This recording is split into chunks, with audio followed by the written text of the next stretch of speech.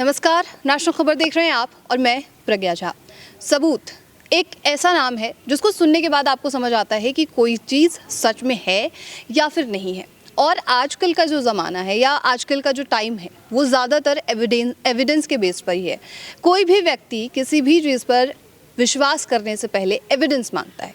तो आज के प्रोग्राम में हम आपको कुछ ऐसी चीज़ दिखाने वाले हैं जहां पर एविडेंस को लेकर बातें होने वाली हैं। और मेरे साथ यहां पर मौजूद हैं डॉक्टर विश्वरूप रॉय चौधरी। सर, आपका बहुत स्वागत है सबसे पहले हमारे चैनल पर। धन्यवाद। सर, जैसे देखते हैं हम अपने आसपास की चीज़ें देख ही रहे हैं, लोग भी जैसे हैं तो वो सारी चीज़ों के लिए एविडेंस मांगते हैं। आप भी कई ऐसे दावे करते हैं, उन दावों पर भी जो लोग हैं वो एविडेंस मांगते हैं। तो इन एविडेंस के लिए आपका क्या इनिशिएटिव है? चाहे हॉट वाटर इमर्शन की बात हो, थैलेसीमिया पेशेंट के लिए भी आप जो थेरेपी दे रहे हैं, लिविंग वाटर थेरेपी, इनको लेकर आप क्या इनिशिएटिव ले रहे हैं? देखिए, हमारे जितने भी अभी तक के टीचिंग्स हैं वो सारे एविडेंस बेस्ड ही रहे हैं। जैसे डीआईपी डाइट है, डीआईपी डाइट पे randomise control trial Ayush ministry ने किया, इस पर रैंडमाइज कंट्रोल ट्रायल नेपाल की सरकार ने किया, इस पर रैंडमाइज कंट्रोल ट्रायल मलेशिया में लिंकन इंस्टीट्यूट ने किया, किडनी पेशेंट पे किया, डायबिटीज़ पे किया, ब्लड प्रेशर पे किया, बोन डिजीज़ पे किया। तो डीआईपी डाइट मैंने यूँ ही नहीं दिया था, उसके बाद रैंडमाइज कंट्रोल ट्रायल हुए अलग अलग देशों में, उसके नतीजे अपने आपके प्रीवियसली मैंने बताया। यह हमारी जो किताब है व्हेन क्योर इज़ क्राइम, उस किताब में वो सारे मैंने डाले हैं एविडेंसेस। तो जो ग्रैड सिस्टम की बात करते हैं, इसके भी हमने ऑब्जर्वेशन स्टडी की, और ऑब्जर्वेशन स्टडी भी it is accepted by international journal of health care management, right. तो बोलने का मतलब है कि जितने भी हमने आपको अब तक ऑडियंस को सुझाया टेक्निक्स हमारे बनाए हुए, उनके एविडेंस भी हम साथ साथ दिखाए। अब उसी को एक कदम आगे हम लेके चल रहे हैं। अभी पिछले हफ्ते एस व्यासा यूनिवर्सिटी जो बेंगलोर में है, देश का एक सबसे बड़ा नाम है योगा नेचुरोपैथी यूनिवर्सिटी में, तो इन्होंने ही मुझे इनवाइट किया था। इन्होंने प्रपोज़ किया कि जो थैलेसीमिया के बच्चे हैं जो ठीक हो रहे हैं, जिनको ब्लड ट्रांसफ्यूजन की ज़रूरत नहीं पड़ रही है, वो बच्चों को पता है, आपको पता है हमारे थ्रू, लेकिन उसको रिसर्च पेपर में कन्वर्ट करने के लिए उसके जो बायोलॉजिकल मार्कर्स हैं, ब्लड के जो माइक्रो सैम्पल्स हैं, उनकी कुछ खास टेस्ट होती हैं, वो वाला टाइप जो है हमने एस व्यासा यूनिवर्सिटी के रिक्वेस्ट पे, उनके इन्विटेशन पे वो हमने उनसे किया। यानी कि आपके माध्यम से बताना चाहता हूँ, तो जो थैलेसीमिया पेशेंट्स अगर सुन रहे हैं, खासतौर पे वो लोग जो बेंगलोर या उसके आसपास रहते हैं, और जो बेंगलोर में एस व्यासा यूनिवर्सिटी तक आप पहुँच सकते हैं, तो महीने में एक बार वहाँ पहुँचना अपने ब्लड सैंपल को देने के लिए। तो वहाँ की जो रिसर्च टीम है, उनके साथ हमारी जो रिसर्च टीम है, जिसमें ये doctor Namita MBBS MD medicine आपको पता है, तो वो इसको देख रही हैं, इस वाले थैलेसीमिया के ग्रुप को।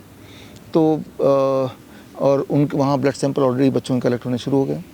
तो बोलने का मतलब ये है कि थैलेसीमिया के लिए एक कदम और आगे बढ़ के हम उसको रिसर्च बेस बना के, क्योंकि दुनिया में पहली बार ऐसे हो रहा है कि थैलेसीमिया के पेशेंट्स की ब्लड ट्रांसफ्यूजन ख़त्म हो रही है, उनके सिम्टम ख़त्म हो रहे हैं, उनकी दवाइयाँ ख़त्म हो रही है, वो एक नॉर्मल ज़िंदगी में जा रहे हैं। तो अब उसको एविडेंस बेस में रख के उसको माइक्रो तरह से उसकी रिसर्च पेपर तैयार करके दुनिया तक पहुँचाना।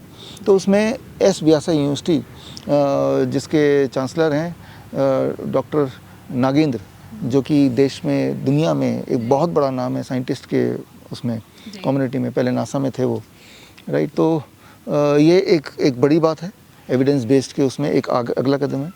और रहा सवाल ग्रेड सिस्टम का, तो ग्रेड सिस्टम में एविडेंस बेस्ड और अच्छी तरह से बनाने के लिए IIT से टाइप किया, IIT मंडी। 14 दिसंबर को IIT मंडी में हमारे 4 रिसर्च पेपर प्रेजेंट होंगे, और उन 4 रिसर्च पेपर के एब्स्ट्रैक्ट्स आप IIT के वेबसाइट पे ही देखेंगे होपफुली।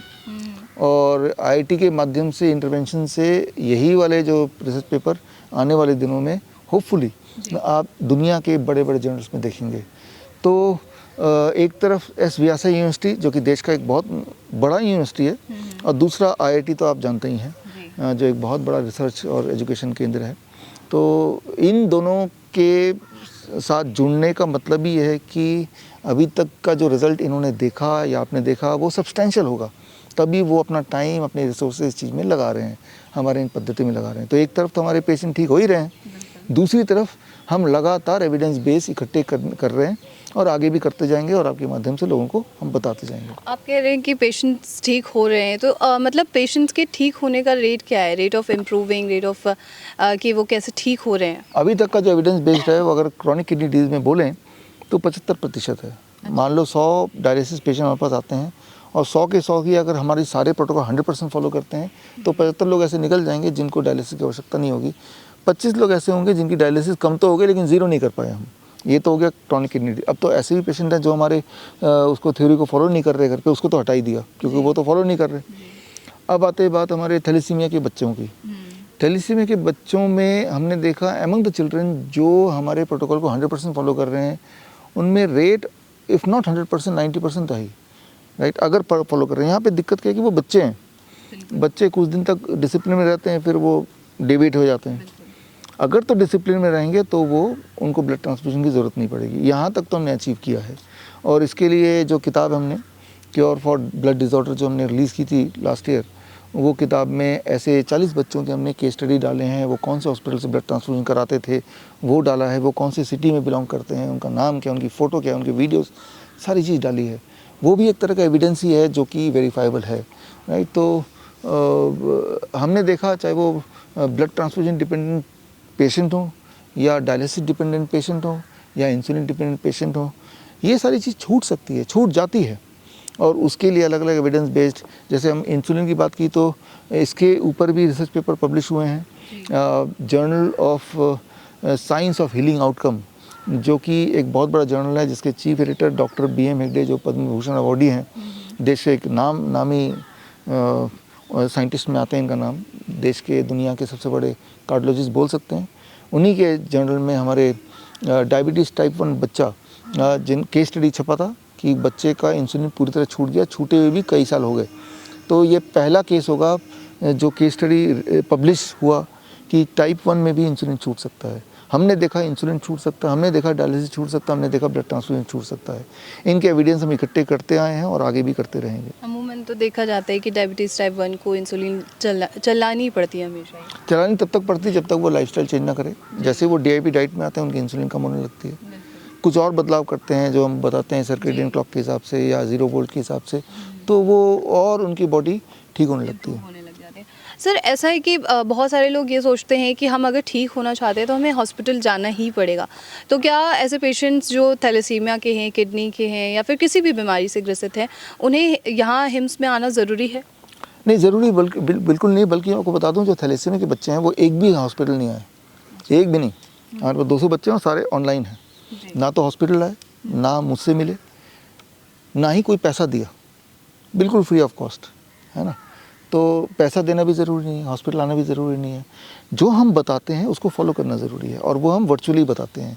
उन बच्चों का ग्रुप बन जाता है, उनका रोज़ हम उनके जो डायग्नोस्टिक्स हैं जो हमारे हिसाब से जो है उनको वो व्हाट्सएप से भेजते हैं। उनको देख के उनके डाइट में क्या बदलाव आएंगे, उनके लाइफस्टाइल में क्या बदलाव आएगा, वो सारा कुछ हम उनको डेली बेसिस पे बताते हैं और उसको फॉलो करते जाते हैं। उनकी इंप्रूवमेंट के हिसाब से हम सजेस्ट करते हैं कि ट्रांसफ्यूजन कब रोकना है, ब्लड ट्रांसफ्यूजन चढ़ाना है कि नहीं चढ़ाना है ब्लड। तो इस तरह से हम करते हैं। तो ये हमारा कमिटमेंट है छोटे बच्चों से, थैलेसीमिया के बच्चों से, कि हमने ये सर्विस फ्री रखी है। ऊपर से इम्पॉर्टेंट है कि हमने ये सर्विस इस तरह से रखी है कि लोग हॉस्पिटल डिपेंडेंट ना हो, कि भाई ब्लड का ट्रांसफ्यूजन छुड़ाने के लिए हॉस्पिटल में एडमिट करना पड़े, तो वो भी हम नहीं चाहते। बच्चों को हम दौड़ाते हैं, भगाते हैं, खिलाते हैं, धूप में बिठाते हैं, लिविंग वाटर पिलाते हैं, ये सारे बदलाव वो घर पे रह के करते हैं।